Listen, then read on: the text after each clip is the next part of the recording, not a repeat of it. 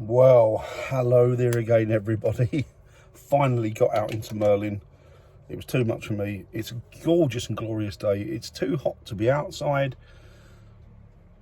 It's too hot to not be outside. So I thought I'd sort of meet in the middle and I'd come outside, but I'd go into Merlin. So I'm kind of in and out, if you like. That's the way I'm going to sell it to myself anyway. If it makes me feel good and positive, it must be good. So yeah, I've just come away, I've got outside. There are a few little bits I need to do in Merlin, bit of tidying up, sort of blah blah blah blah. Just taken the water demijohns out because they over a period of time they've got some mold and mildew on them. So I'm taking those in to give them a good clean out and also sterilise them. So that's one job. I've got the decals to put on today. That's the second job. I've got to clean some of the pipes, the water pipes. So that's the third job. I put some little fairy lights up because you know what it's like. I love a fairy light in a van when you're away camping. It sort of makes it feel cosy and homely. So yeah, so I've just decided to come out to Merlin and prep Merlin. All right, okay, I'm jumping the gun a bit and I'm thinking forward, but I want Merlin prepped so that the first minute that they lift the lockdown, I'm off. Hazel knows this. I think she's as happy as I am. She's as happy to see me go as I am to be going. Or the thought of it, I think, is giving her... Because irrespective, you know, I love Hazel dearly. You know I do, more than anything, apart from my kids. Or as much... Well, no, apart from my kids. I love my kids more than anything. But I love Hazel more than anything as well. And the thing is that I don't... You can have... It's nice to be in together. And it's nice to be able to look back on these times and think about how wonderful they were. Not as regarding the virus, but certainly how wonderful it was to have the opportunity to spend time with your family, which is precious and valuable, blah-de-blah-de-blah-de-blah.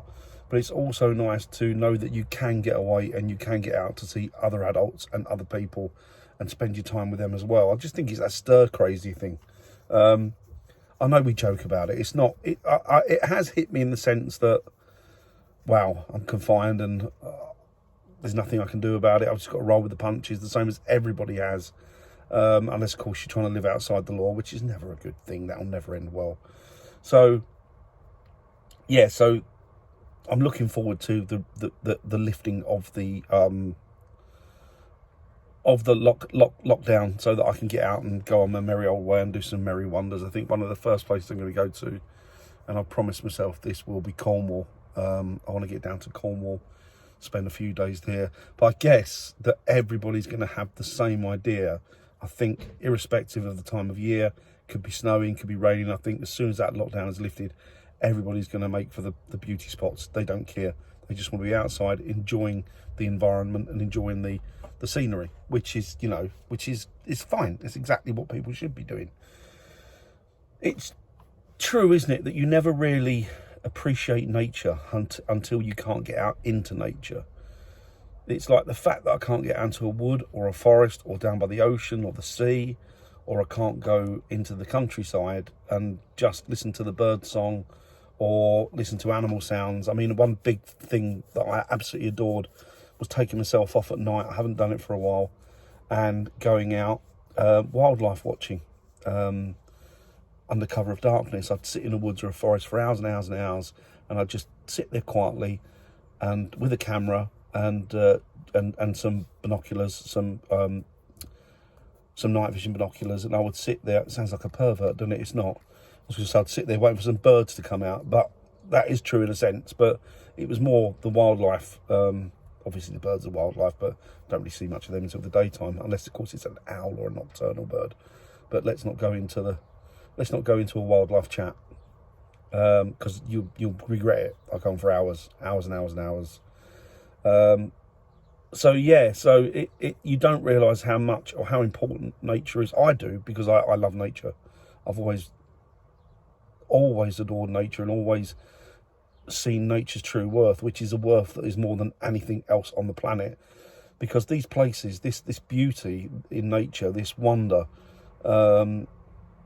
it breathes into your soul, if you like. It kind of, it shows you who you are. I think it does. It sounds very hippified, doesn't it? But that's just what I feel. I feel that the thing with nature is that I'm never I'm never who I am in reality until I'm in nature, because I think that's the final piece to the jigsaw, or I'm the final piece to that jigsaw. That jigsaw is missing me, like it is all of us. And it's only when we put ourselves back into that jigsaw that we then become, whole, if you like. And so, yeah, so missing nature is a real tonic. Not missing nature is a real tonic, but not being able to get out to nature is awful. But being stuck here is a nightmare. To get back out into nature will be a real tonic. It'll be just something that's amazing. And I do miss babbling brooks. I might wax lyrical about it. I miss the odd babbling brook, and I miss the odd, looking at molehills or looking at animals and looking at trees, and yes, on occasion going up to trees and hugging them, because yes, I do that. I miss all that. I just miss the beauty of Mother Nature. And you're living in a fabricated society most of your life, but you do have the opportunity to get back out into nature and be a part of it and be one. But at the moment, very limited as to what we can do in that respect. So it does play havoc with your mind or your mental health and things like that. I just wish that if we'd have been locked down, I wished, well, you know what, you can wish lots of things, but the fact is that we're healthy and we are where we are and we're safe, thank God. But it would have been nice to be a bit more rural where we were and own a bit of land so that we could, just go out onto that and look around. I think that, I've spent most of my life wanting to get back to nature and getting back to nature at every opportunity. But this for me is kind of, it's clarified that I want to live amongst nature permanently, really. Or live in an environment that's got a lot of nature around it, somewhere in the countryside. I don't want to be doing this again. And, people say, it's a one-off. We don't know, do we? We don't know. I'm hoping to God it is, and it probably is. But I don't want to run the risk of being stuck in a town or a city again with no connection to people or no connection to the wilderness or nature, which obviously is the wilderness, but we'll see. Anyway, I've cracked on long enough. Got these jobs to do, and I'll speak to you a little later. Bye.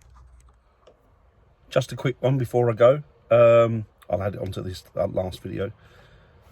Just spoke to Daryl and Keith from Campervan Tales, and we're going live. We're going on Sunday.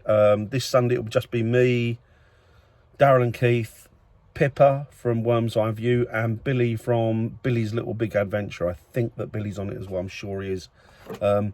So that should be good fun. I will put a link in one of the descriptions of the videos coming up, and we can go from there. Hope to see you all there. We've done it a couple of Sundays prior to this with a lady from Canada, Ray's girl, Victoria her name is, and she's lovely, and she won't be doing it this Sunday, but we'll all be doing it, and then hopefully at some point she'll be able to get back on again.